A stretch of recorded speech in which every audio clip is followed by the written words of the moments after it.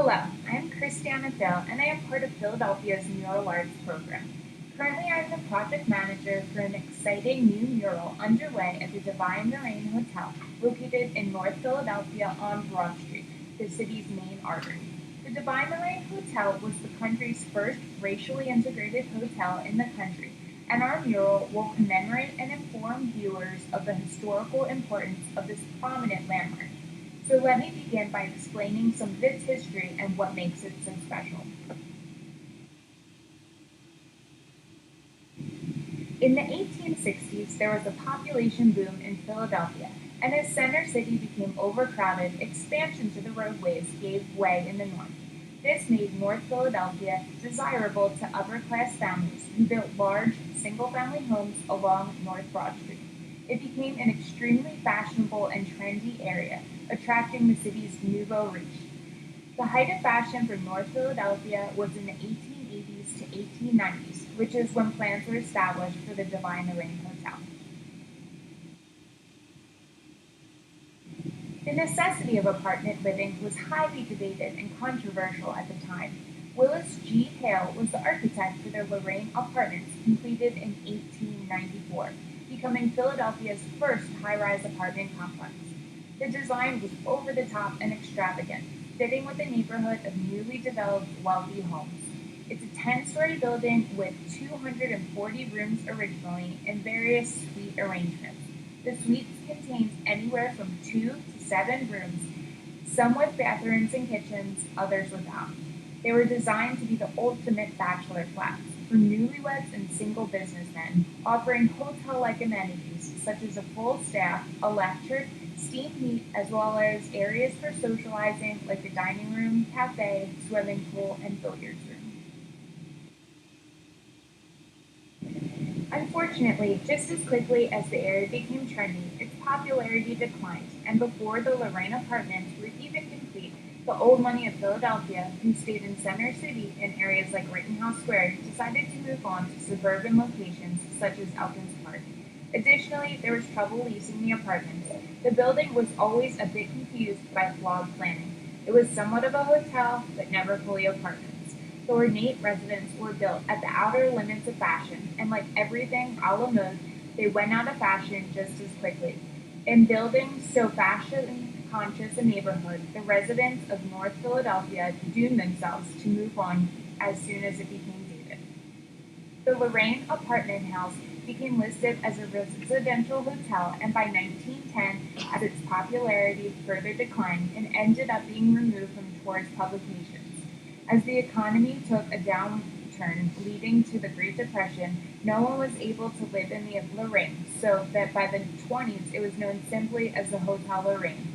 While it functioned as a hotel into the 40s, it mostly attracted out-of-town visitors due to its close proximity to highways, while Philadelphians began to look down on the hotel and the area it was located.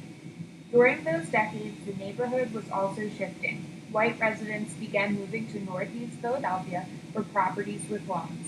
A white flight took place in the face of decreasing property value and higher crime rates, so that by the 40s, North Philadelphia became a center for African American culture. The community thrived, and the neighborhood was a hub for cultural activity, most notably jazz. John Coltrane honed his skills at numerous jazz clubs in the area. In 1948, Reverend Major Jealous Divine of the Universal Peace Mission Movement purchased the Hotel Lorraine to be a headquarters for its interracial, cross-class religious organization. It was renamed the Divine Lorraine Hotel and became the first racially integrated hotel in the country, predating the Civil Rights Movement. The organization fought not just for desegregation, but full integration and equality for all people. Father Divine provided jobs and services to all members of the community, as well as offering rooms at affordable rates. The Divine Lorraine was the crowning gem of North Philadelphia, where by 1964, 400,000 of the city's 600,000 African American residents lived. However, there were flaws. The neighborhood was primarily residential. Still to this day, one of the underlying issues remains that the area never fully incorporated or designed mixed-use spaces. While there were and still are only a few stores, all the commerce took place south of Spring Garden in Center City. North Philadelphia could not compete, and residents have always needed to leave in order to obtain items outside of their basic needs.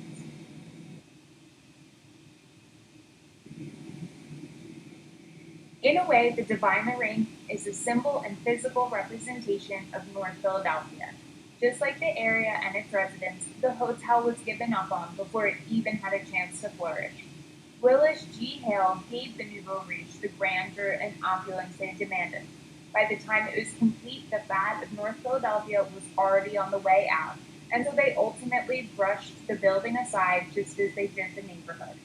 It was the African American community who gave the building a breath of life, hope, and most importantly, the respect it properly deserved.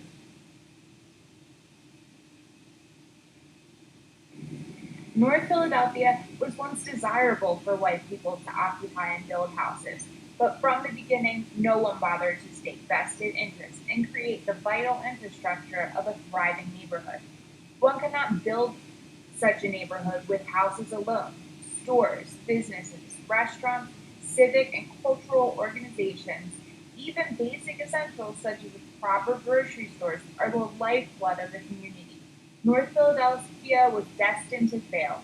Flawed planning created systematic obstacles too great for even a remarkable landmark such as the Divine Lorraine Hotel to overcome. The building was left abandoned in 1999 and quickly deteriorated. The Divine Lorraine became a beloved underdog. While it deserves to be restored and given its proper glory, at what cost will that come to its troubled neighborhood? Recently, the building was purchased by Eric Blumenfield and EB Realty Management.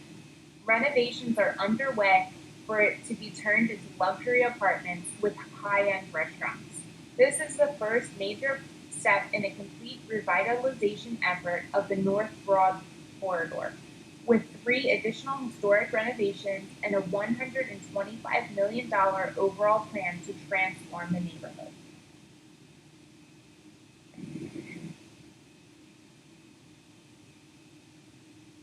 Neighborhood, however, there is a heavy concentration of low-income housing. In a 10-block radius, there are 13 developments totaling 1,955 units, making up thousands of struggling individuals and families who will still reside here after renovations. In addition to low-income housing, there are several homeless shelters, supportive or emergency housing, subsidized rooms, five sober living facilities, and a number of halfway houses. They serve the mentally ill, drug addicted, victims of abuse, ex convicts, homeless, handicapped, and poor. All of these various services and housing options usually receive some sort of federal assistance or government programs that will remain in the community. They are going nowhere anytime soon. Just to show the disparity between these groups, to qualify for assisted living, the average yearly household income is $15,313.56 a year, and they pay an average rent of $309 a month, whereas the average rent for the rest of the neighborhood ranges from $1,500 to $1,750, which will certainly rise with the expected rent in the Divine Lorraine to go up to $2,470 a month. The Divine Lorraine has a unique location in that it's at the exact intersection where three neighborhoods, Francisville, Poplar, and Spring Garden, meet.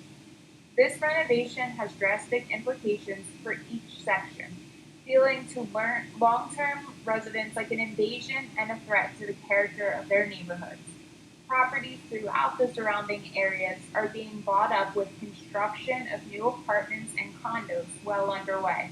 Churches, murals, small parks, public schools, and corner stores have all been sacrificed so far in the name of neighborhood progress. As all of these deeply rooted concerns loom, the treatment of the Divine Lorraine's renovation is a driving force for what will become of North Philadelphia. And so the Mural Arts program decided to step in, involving the community with a mural that would preserve the cultural integrity of this area is a primary objective of our project. We'd be remiss and naive to believe that one mural could dissolve racial tensions or curb intended displacement, but it's worth trying, and perhaps it's the type of grand gesture that is desperately needed to impart the value of creative intervention in this rapidly evolving area. Asking the community what they would like, involving them in the design process, and then having them contribute to the actual painting of the mural, a physical aspect that will reside on the most prominent building in their neighborhood, affirms and validates their lasting presence. While simultaneously, the mural will commemorate and inform viewers of the historical importance of the Divine Lorraine Hotel. The African American community, as well as other minorities, found home in this section of the city. During segregation and after the original wealthy white residents from the 1890s to 1920s gave up on the neighborhood because it fell out of fashion, it was the African American community that embraced North Philadelphia and have stuck with it since. Their livelihoods are being challenged as this area has once again been deemed trendy and up and coming, and will face an influx of new people.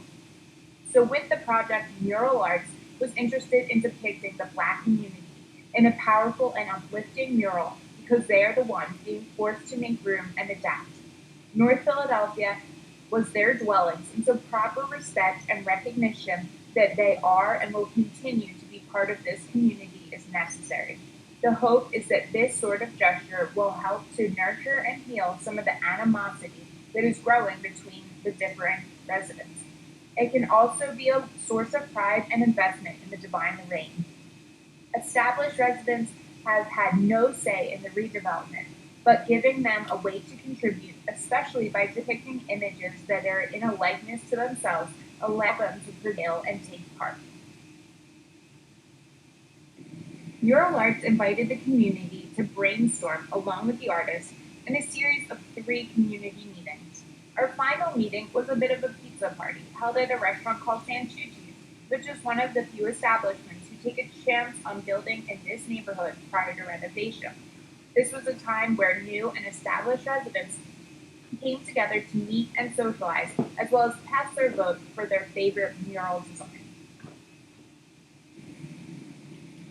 The mural that was chosen took inspiration from Art Nouveau, a prominent style in art of the late 1800s and turn of the century, when the Divine Lorraine was built. And the figures represented in the mural are some of the actual long-standing residents of North Philadelphia. Finally, a nod to the low-income housing projects located here, we've included cherry blossoms in the motif because they were planted in front of each house lining the streets of the nearby Richard Allen homes.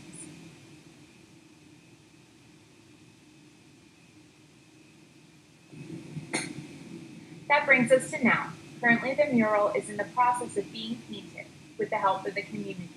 This is taking place in a series of four paintings located throughout the neighborhood.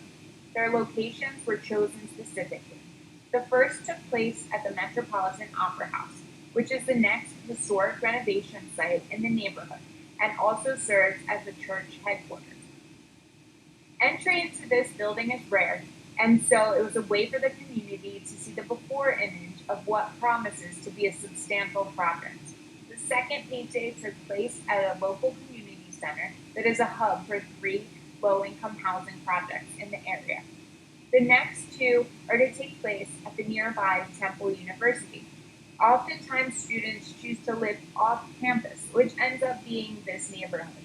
We wanted a chance for students to actually meet their neighbors so that hopefully more of a respect can be built between these groups.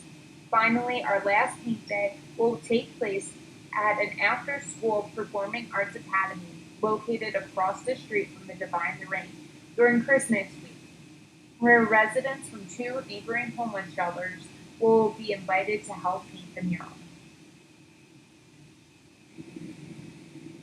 We look forward to celebrating the mural's completion in March at a dedication ceremony that will bring all members of the community together in order to further build bonds and create a better understanding of one another amidst this evolving landscape of North Philadelphia.